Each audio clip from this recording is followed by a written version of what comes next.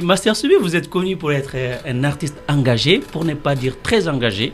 Et c'est là depuis plusieurs années maintenant. Fort de cet engagement, vous avez créé un concept appelé Beforapou, une sorte de journal qui évoque l'actualité. D'où est venue cette idée, Master Subi?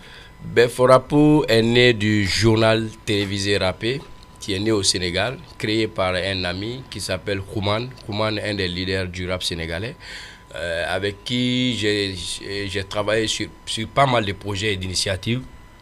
Donc, à un moment, Kouman a voulu que le JTR soit vraiment étendu en Afrique, dans plusieurs pays. Donc, il a voulu que je représente le journal télévisé Rappé au niveau du Mali. Donc, j'ai apporté ma touche. Hein. C'est vrai, c'est du journal, quand vous regardez, c'est le même journal télévisé Rappé, mais j'ai apporté ma touche avec le nom qu'il faut à la malienne qui s'appelle Beforapou, le rap qui dit tout. Donc voilà, et le journal Rappé, c'est une combinaison de la musique et de l'information.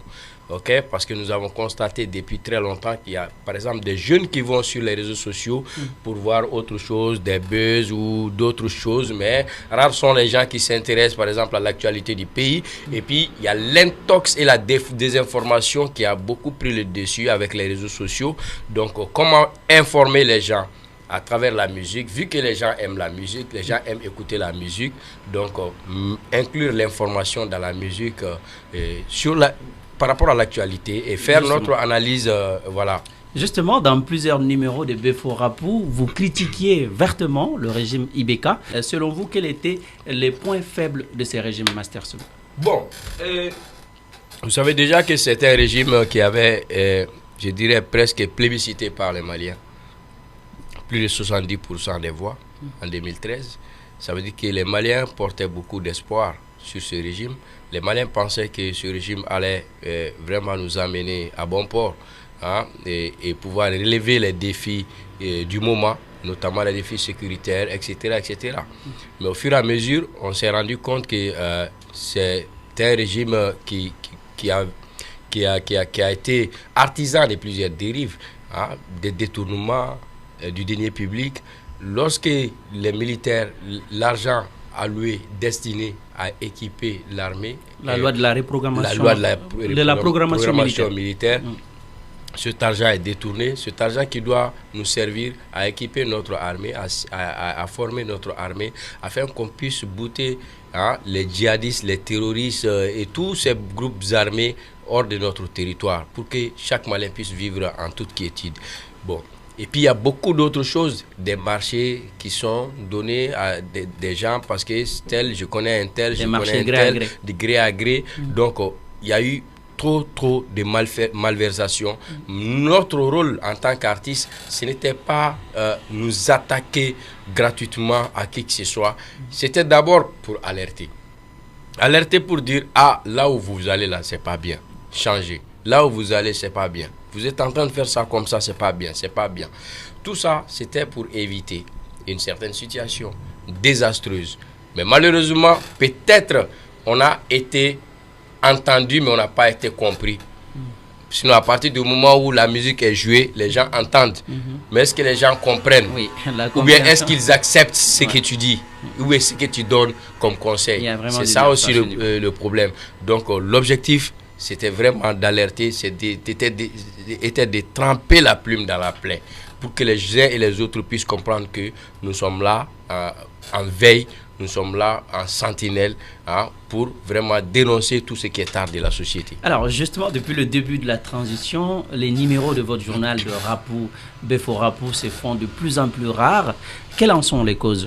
Est-ce que c'est-à-dire que les autorités de transition sont irréprochables? Non, c'est pas du tout. Pas du tout, c'est pas des gens que je dirais parfaits. Non, ils ont fait des erreurs. Cette transition, il y a eu des erreurs dedans. Déjà, il faut reconnaître que pour ceux qui nous suivent, depuis 2020, bien avant la chute de Ibeka, le JT à Beforapou a commencé à avoir des problèmes, des soucis dans la production. Des soucis dans la production, parce que ce que les gens ne savent pas, c'est un travail très minutieux. ok, et il y a une équipe derrière. Ce n'est pas, les gens confondent souvent les choses. Ce n'est pas genre quelqu'un qui prend son forfait, qui va s'asseoir, qui lance une vidéo directe, comme les gens appellent les vidéomans et d'autres personnes là qui viennent s'asseoir pour. Ce n'est pas la même chose. C'est toute une production. On fait une séance d'écriture. J'écris. C'est des pages et des pages que j'écris. J'enregistre la version sonore sur une musique, adapter le texte à la musique avec les rimes qu'il faut, les mots qu'il faut, où il faut. Et après ça, on fait un tournage du clip vidéo. Et après cela, il y a un montage. Donc, c'est un travail minutieux. Parfois, on a des numéros qui vont à 10 minutes. Ce n'est pas des chansons ordinaires. Du coup, ça demande beaucoup de moyens. Donc nous, on a été confrontés à plusieurs difficultés. La crise de Covid, ça nous a beaucoup bloqués. On a eu tellement pas mal de problèmes.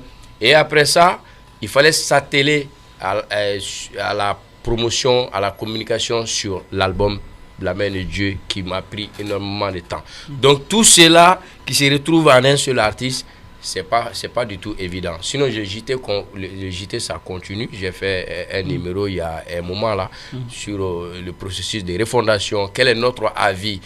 Quelle doit être la refondation au Mali?